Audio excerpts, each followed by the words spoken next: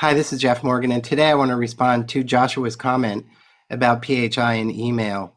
And he correctly pointed out that he didn't see any explicit prohibition against transmitting PHI in email anywhere in the HIPAA security rule.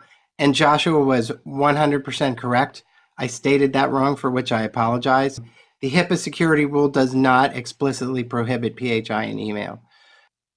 What I should have said is that there's an implicit prohibition against sending unencrypted PHI over email, because that seems to be the current minimum industry standard. However, I always advise clients never to transmit PHI in email, even if it's encrypted. And I'm going to explain that for a couple of minutes. Let's start with a disclaimer. I'm not an attorney, and I'm not giving you legal advice. And if your organization is transmitting PHI in email, regardless of whether or not it's encrypted, you should definitely have a written opinion on the subject from your corporate counsel.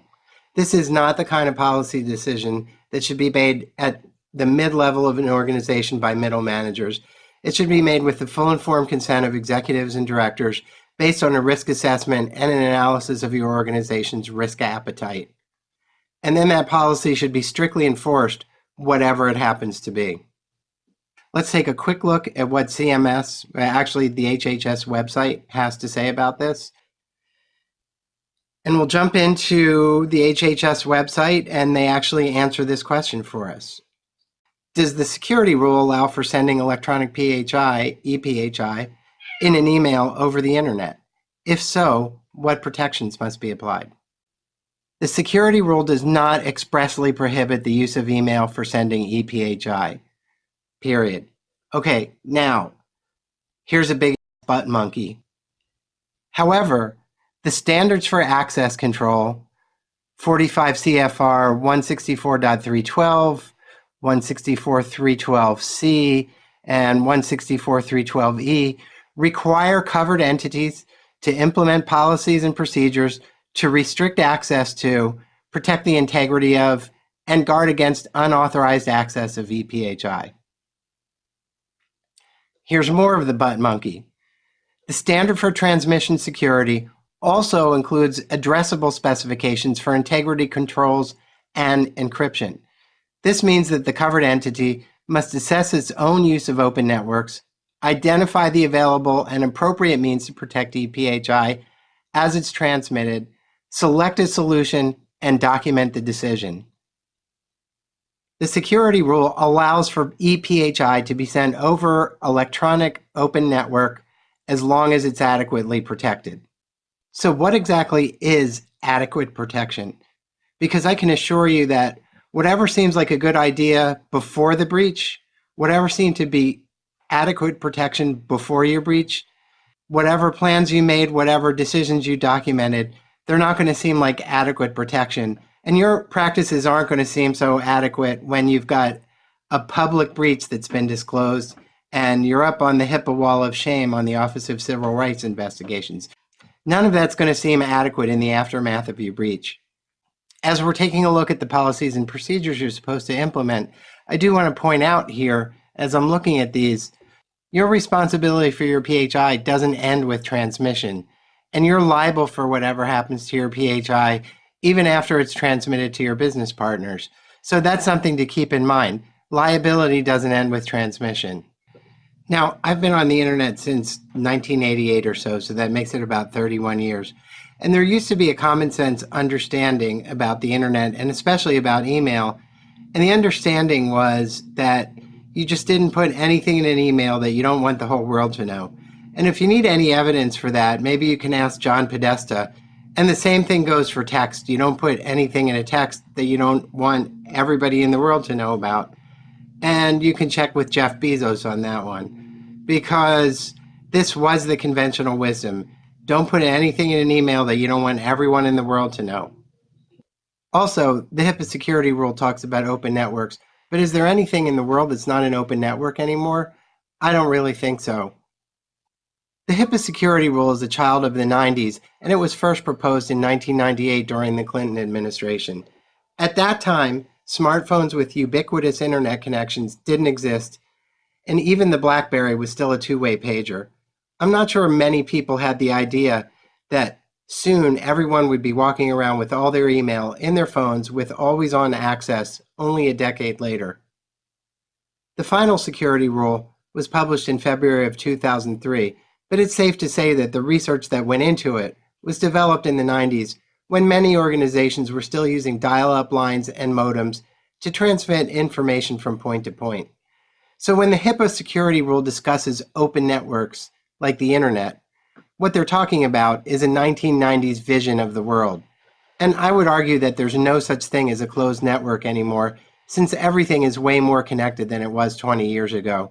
And this is some perspective that I think we have to put into it when we're looking at what the intention of the HIPAA security rule was. If you still think that PHI in email is acceptable, I would definitely encourage you to watch this video by KnowBe4, which is available on Bright Talk. 10 incredible ways you can be hacked through email. So let's take a look at some scenarios. Let's talk about encryption first. Obviously, encryption protects the PHI during transmission. However, the problem starts as soon as it's decrypted because the systems I have seen allow the user to download the email or at least copy and paste it. Then they can conveniently put it in another email and circulate it without encryption. And many of you might have content filtering, DLP systems, or something similar, and you can argue that this adequately protects the information. And even if we accept that premise, I would argue that in some way, this may actually increase your risk because of the dependence on the automated controls to just work all the time. And I think that desensitizes everyone to the point that you forget about the sensitivity of the information you're transmitting and sending. I think encryption can obviously be really effective if you have a highly trained team dedicated to privacy and security, but I also think that security awareness devolves over time, and the staff eventually becomes complacent and overly dependent on technical controls. Let's take a look at another scenario and follow the trail of PHI once you click the send button. So this is a typical real-world scenario in a clinical environment where there are no strict and severe controls on PHI and email. Let's just say a client or a patient complains to management or has some concerns. This usually triggers an email between a clinician, in this case Dr. Joe, and Susie Q, the manager. As things escalate, an attorney and other managers may be added to the thread. One theory that I've heard proposed by organizations a lot is, how about if we only send PHI internally and we just won't send it to the outside world? Then we're not sending over an open network. And that's a great theory. But in practice, here's what happens a lot. Dr. Joe decides that Evelyn needs to be included on the thread we've been talking about, and he types EV in the CC box, and everyone autofills as the recipient, but he doesn't notice this. And then instead of Evelyn getting the email, everyone in your global catalog gets the email, which may include thousands of employees inside and outside your private network. This happens, and I've actually seen it. Who hasn't sent a text or an email to the wrong person? Usually it's no big deal, but sometimes the results can be catastrophic. And guess what else we have? The attorney's internal email all gets forwarded to his external law practice as well, where his admin assistant routinely reviews it. These emails are also on everyone's smartphones and tablets. So if you're transmitting PHI in email, where in the world is all your PHI? It's at the attorney's office and maybe on some home computers as well, if any of the recipients have an email client installed at home. Where else might it be at any time if it's on a smartphone or a tablet? Well, here are some of the places that it can be. Your PHI might be at the Korean nail salon getting a mani-pedi. It might also be at Walmart picking up milk and diapers, or it could be at Starbucks getting a venti triple latte. It might also be at the airport getting on a plane to Miami. I know a lot of other scenarios that have actually played out and caused small-scale breaches, and these can happen in clinical organizations every day. So if your organization is sending PHI in email, it really doesn't matter how good your technical controls are. There's still a high risk that your PHI is out there in places that you've never even thought of. And these are all the reasons why I think it's a bad idea to send PHI over email. There's always a better way.